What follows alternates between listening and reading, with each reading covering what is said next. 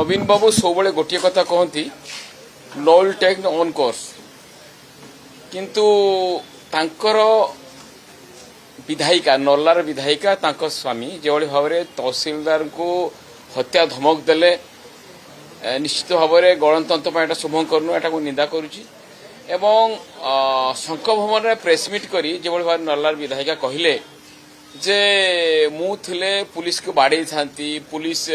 जो भाई पुलिस उपर अशालीन मंतव्य देले वास्टार्ट कले निश्चित भाव में ये गणतंत्र शुभंकर एवं 24 वर्ष भितर नवीन बाबू आईन श्रृंखला बहुत पाठ पढ़ी दल जिते बड़े स्वास्थ्य मंत्री को हत्या होता से गृह विभाग दायित्व सी इस्तीफा दे नथिले एवं ममिता मेहर कथा कहतु परी कथा कहतु कुंदुली कथा कहतु स्मिताराणी कथा कहतु जिते बड़े भी ओडिशार आईन श्रृंखला परिस्थिति देखा देती दलर विधायक माने डायरेक्ट इनवल्व होगी आईन श्रृंखला परिस्थिति को जो भाव विकृत करते मुख्यमंत्री सेत जे थे नवीन पट्टनायक से चुपचाप बसती निजे इस्तीफा दिखती ना एवं कहती law will take it own course किंतु वर्तमान जिते बड़े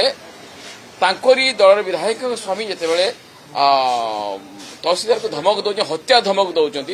एवं पुलिस जिते इनक्वारी कर विधायिका नवीन बाबू विधायिका जो भाव में पुलिस की गाड़ी गुलज कर सहयोग करूना निश्चित भाव में ये नवीन बाबू तांकर विधायक नवीन बाबू 24 वर्ष जो दुमुहा नीति थिला ये तांको विधायिका मान पाखु विधायक मान पाखु प्रतिफलन हो तो निश्चित भाव में एटा गणतंत्र शुभंकर नुह एवं जड़े लोकप्रतिनिधि आईन को सहयोग करने कथा से जी भी आईन के ऊर्ध्वर नुहति समस्ते आईन को सम्मान देवा उचित एवं कौन सी प्रकार तदंत बाधा सृष्टि करा उचित निर्वाचन